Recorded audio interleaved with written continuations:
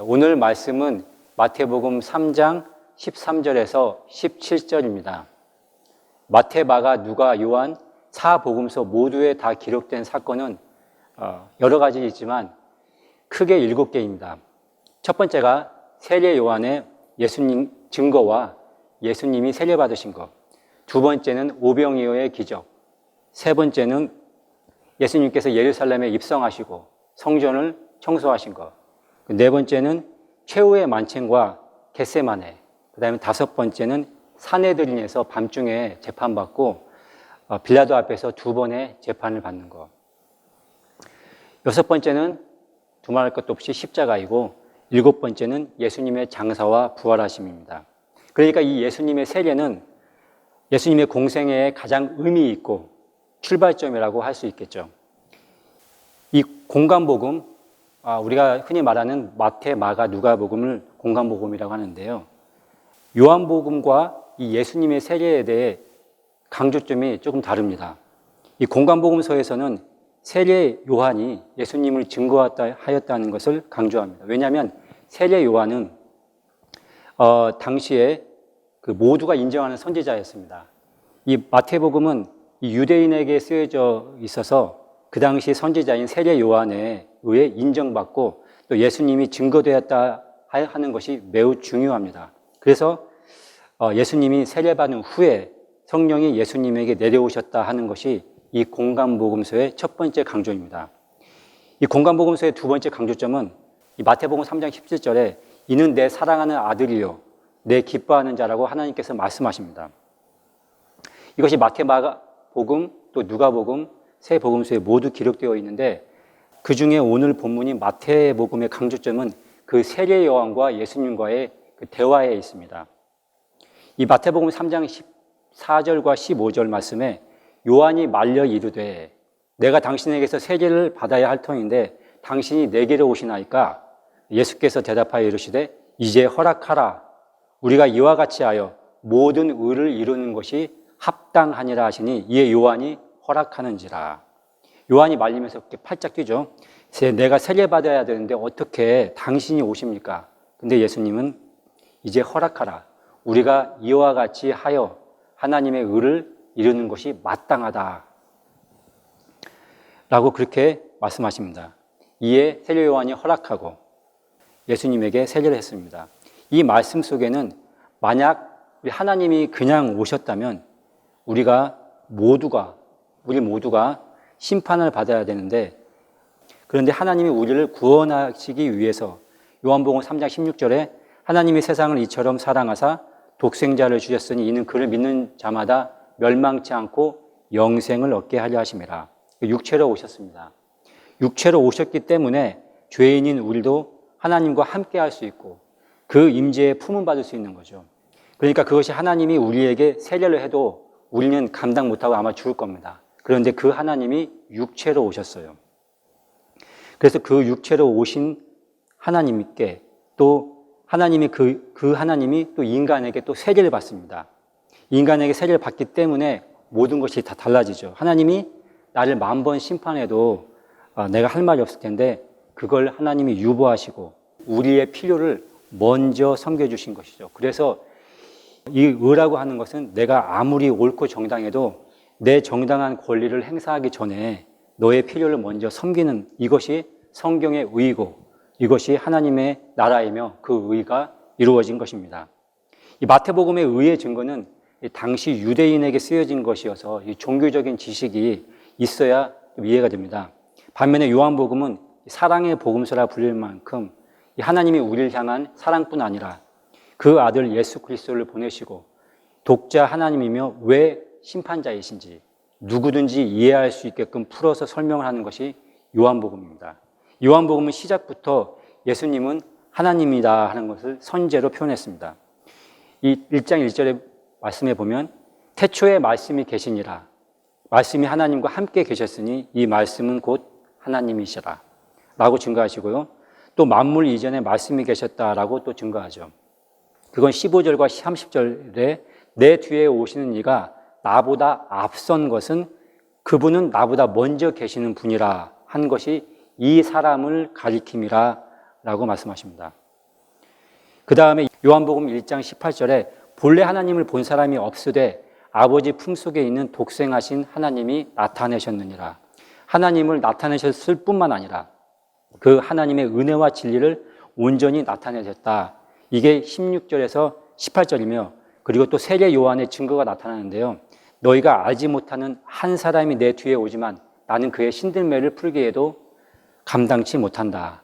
27절에는 그래서 세례 요한과 예수님과의 관계에서 예수님은 하나님이시고 자기는 이를 증거하기에 함께 부르심 받은 인간에 불과하다는 것을 분명히 말한 후에 예수님을 세상 죄를 지고 가는 하나님의 어린 양이다 그렇게 소개합니다.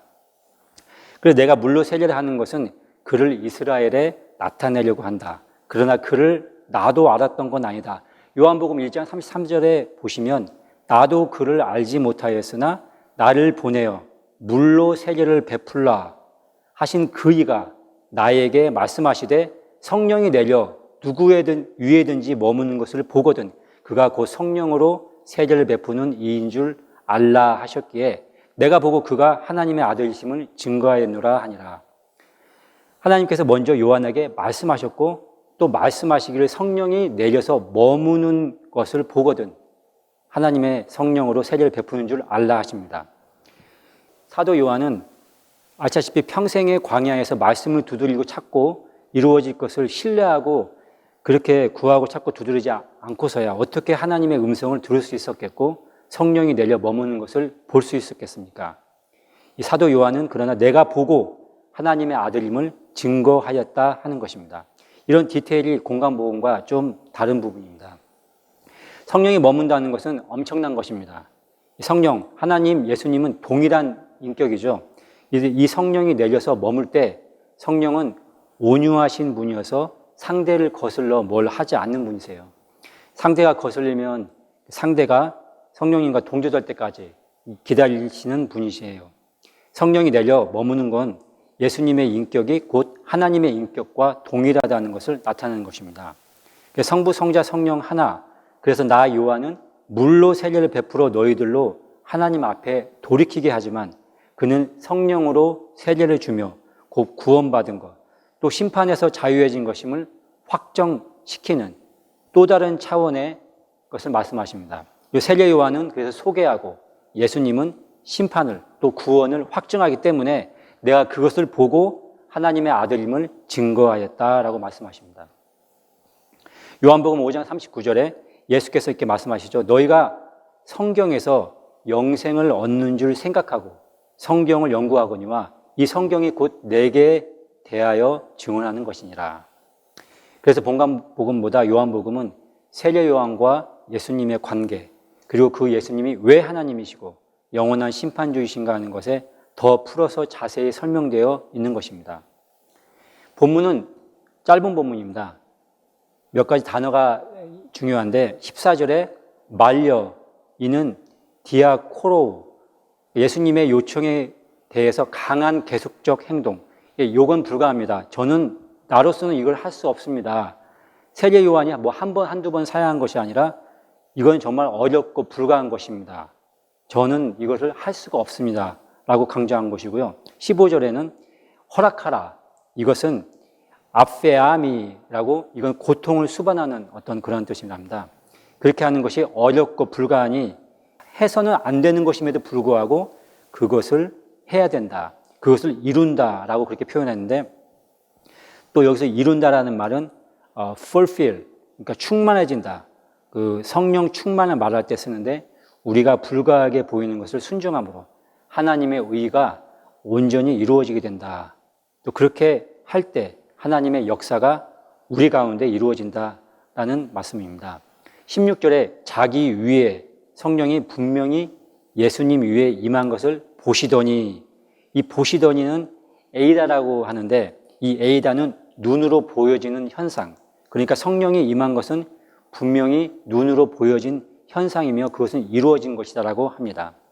17절에 내 사랑하는 아들이요 내 기뻐하는 자다. 여기서 내 기뻐하는 자이다는 이다케이오 I'm well pleased. 저에게서 내 기쁨은 완성되었다. 또 세례받는 것이 나중에는 십자가를 받으시는 것이 되시는 거죠. 이 십자가 받으심에 이 세례는 순종의 첫 출발이요 드려짐이죠.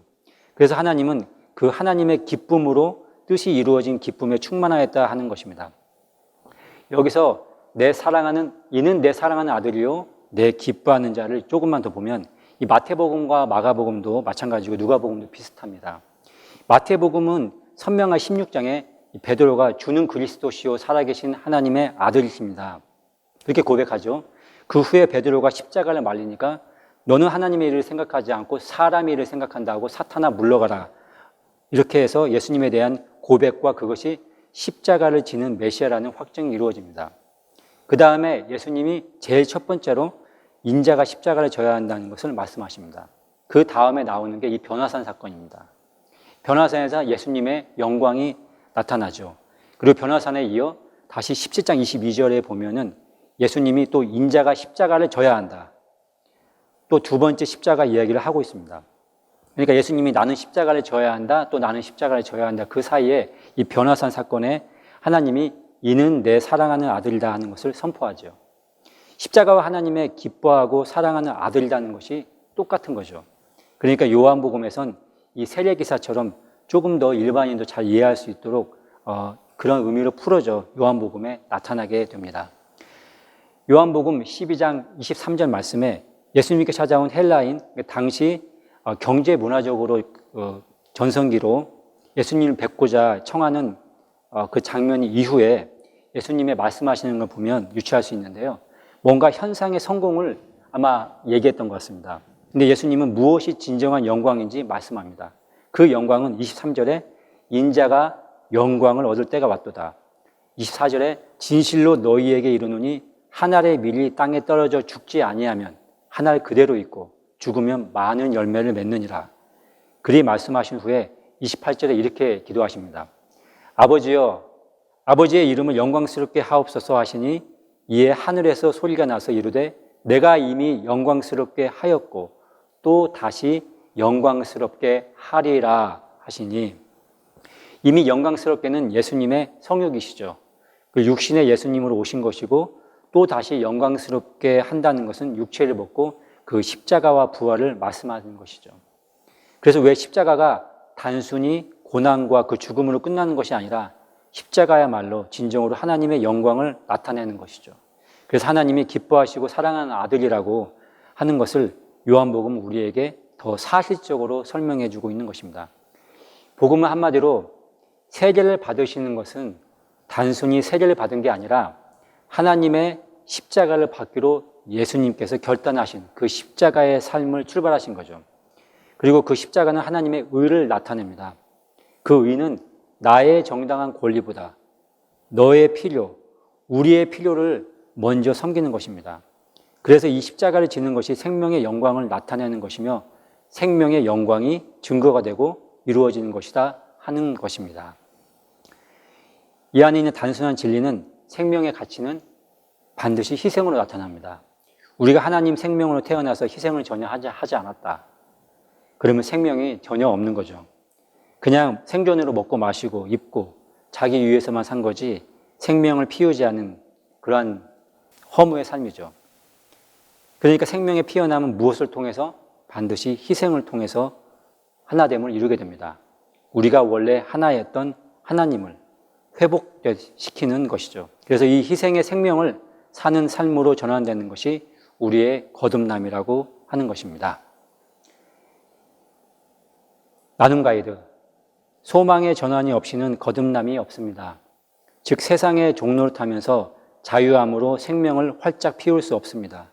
나에게 있어서 나의 십자가를 지는 희생으로의 전환의 출발점이 무엇인지 나누어 보십시오. 함께 기도하시겠습니다. 생명의 주여 온전케 하신 주님, 십자가를 향하여 거침없이 그 길을 걸으셨습니다. 하나님의 지혜요, 하나님으로부터 처음부터 나시고 온 천지의 주제이심에도 불구하고 이 죄와 허무로 죽을 수밖에 없는 육체 가운데, 그 어둠 가운데 오셔서 십자가의 길, 참 희생의 길을 살고 보여주신 주님 앞에 경배드립니다. 우리도 성령의 도우심으로 하나님의 영원한 생명을 주님 보시기에 아름다운 장성한 삶으로 인도하여 주시옵소서. 우리 주 예수님의 이름으로 기도드립니다. 아멘.